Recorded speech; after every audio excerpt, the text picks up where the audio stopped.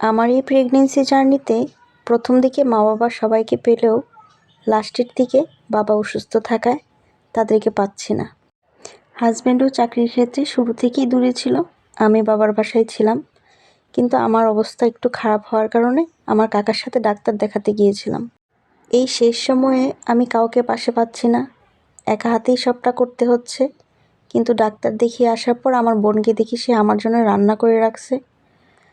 আর ও আজকে রান্না করেছিল ফ্রাইড রাইস আর চিকেন। আমি চিকেনটা খেতে পারি না, শুরু থেকেই খেতে পারতাম না, এটার গন্ধটা আমি নিতে পারতাম না। তারপরও বললো আজকে খেয়ে দেখ, তবে মাংসটা ভাজি করে দিলে সেটা খেতে ভালো লাগে। আর ও আমার জন্য ফ্রাইড রাইস আর চিকেন তৈরি করে দিল।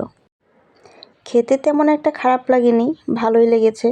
আর যেহেতু আমি চিকেনটা শুরু থেকেই খাই না, তো মাঝে মাঝে ভাজি করে দিলে এরকম ফ্রাইড রাইসের সাথে ভালো লাগে, খারাপ লাগে না। আমার পুরো প্রেগনেন্সিতে বাপের বাড়িতেই ছিলাম, শ্বশুর বাড়িতে আমার থাকা হয়নি। এটারও অনেক কারণ আছে। আর যেহেতু হাজব্যান্ড পাশে ছিল না, সেই জন্য আসলে বাড়িতেই চলে আসা, মা বাবার কাছে থাকা। কিন্তু আমার বাবা অসুস্থ থাকায় সেটাও আর সম্ভব হয়নি। এই লাস্ট সময়ে আমাকে একাই সবটা করতে হচ্ছে, রান্না বান্না, ঘর গোছানো সবটা আমাকে একাই করতে হচ্ছে। আর আমার ছোটো বোন মাঝে মাঝে সাহায্য করে,